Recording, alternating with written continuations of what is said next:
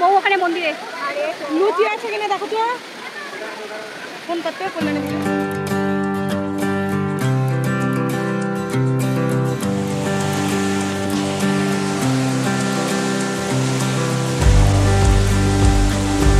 খাবার খাবি সব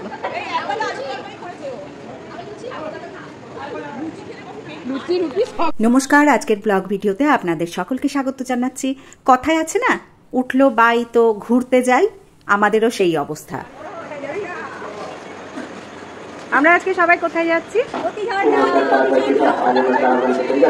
পুরো সাহেবগঞ্জটা ঘুরবো আমরা।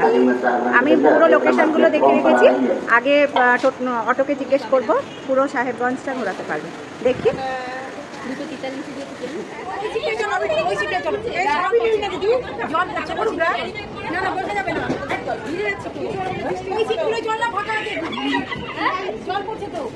রাজার সঙ্গে মিলবো কি শর্তে, আমরা সবাই রাজা, আমরা সবাই রাজা, আমাদের এই রাজার রাজত্বে, নইলে মোদের রাজার সঙ্গে মিলবো কি শর্তে, আমরা সবাই রাজা। এতক্ষণ দেখার পরে নিশ্চয়ই বুঝতে পেরেছেন আমরা ট্রেনে চেপে বসেছি ওয়েস্ট বেঙ্গলের জঙ্গিপুর রোড থেকে, আর সেখান থেকে আমরা বেরিয়ে যাচ্ছি ঝাড়খণ্ডের উদ্দেশ্যে।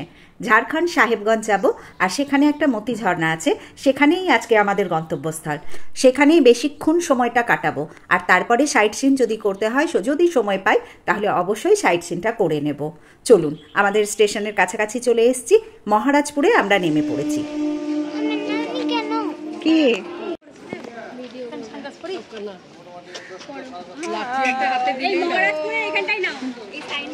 ভোর 5টায় ট্রেনে চেপেছি, এখন 8:30 বাজে। একটু ফ্রেশ হয়ে নিতে হবে।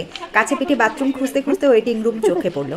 স্টেশন মাস্টারের কাছে চাবিটা নিয়ে ওয়েটিং রুম খুলে সকলে মিলে ফ্রেশ হয়ে ওখানে কিছু খাওয়া দাওয়া করে আমরা বেরিয়ে পড়লাম একটা অটো ভাড়া করে।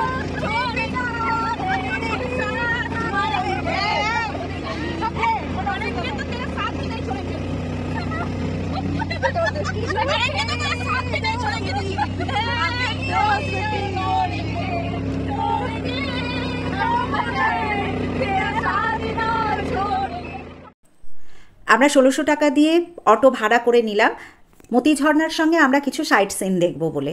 আঁকাবাঁকা রাস্তা বেয়ে পাহাড়ের ওপরে আস্তে আস্তে উঠতে থাকলো আমাদের অটো। পৌঁছে গেলাম মতি ঝর্ণার ঠিক গেটের কাছে। পাশেই রয়েছে টিকিট কাউন্টার, 5 টাকা করে টিকিট কেটে নিতে হবে। চলুন এবার এগিয়ে যাই সামনের দিকে। এইটুকু কিন্তু আপনাদের হেঁটে যেতে হবে। রাস্তাটা একটু উঁচু, ঢালু হয়ে নিচের দিকে নেমে গেছে, উঁচু নিচু রাস্তা, আর একসঙ্গে সবাই থাকলে ভালোই লাগবে। দূরে দেখুন ঝর্ণাটা দেখা যাচ্ছে, কাছে একটা পার্ক রয়েছে। আমার মেয়ে তো ওখানে যাওয়ার জন্য ব্যস্ত হয়ে পড়েছে। অবশেষে একদম ঝর্ণার সামনে আমরা পৌঁছে গেছি।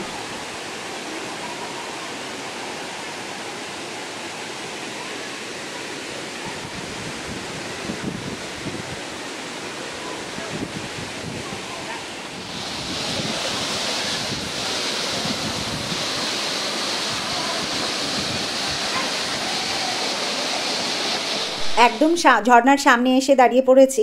তবে ঝর্ণার নিচে স্নান করা বারণ, বাঁশ দিয়ে ঘেরা রয়েছে।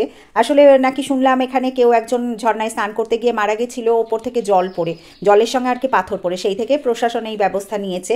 তবে অপূর্ব সুন্দর, সস্তায় পুষ্টিকর, প্রচুর জল। এখন ভাদ্র মাস সেহেতু এখানে এখন তো প্রচুর বৃষ্টি হচ্ছে, আর সেই জন্য ঝর্ণা একদম পরিপূর্ণ জল নিয়ে নিচের দিকে নেমে আসছে। আর আমরা ভীষণ আনন্দ করেছি এখানে। অন্য কোনো সিজনে এলে এতটা জল পাওয়া যাবে না।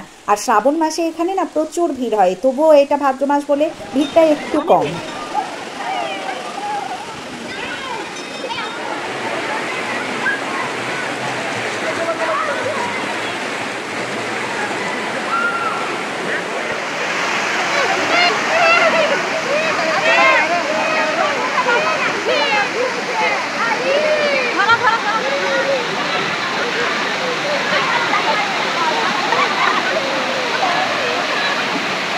2 ঘন্টা হয়ে গেল আমরা জলে নেমেছি, এখন ফিরতে হবে আর অন্যান্য জায়গায় যেতে হবে তো।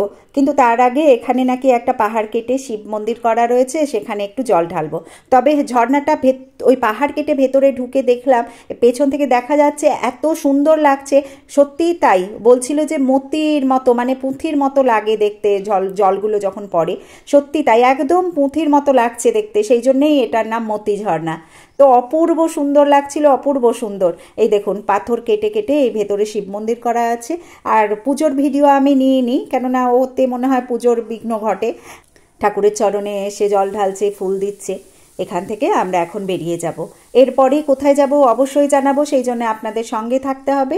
আর ভিডিওটি ভালো লাগলে একটা লাইক করে দেবেন, আর আরও ভালো লাগলে একটা কমেন্ট করে দেবেন, আরও ভালো লাগলে একটা শেয়ার করে দেবেন। সকলে ভালো থাকুন, সুস্থ থাকুন, পরের ভিডিওতে আবার ফিরে আসুন। তবে একটা প্রশ্ন আমার থেকেই গেল, পাহাড়ের গায়ে প্রচুর কলা গাছ দেখলাম, এই কলাগুলো খায় কে? এখানে তো বাঁদরের খুব উৎপাত, বাঁদরেই সেই কলা খায় নাকি মানুষ এখানে যেতে পারে? আপনারা জানলে অবশ্যই জানাবেন। ধন্যবাদ।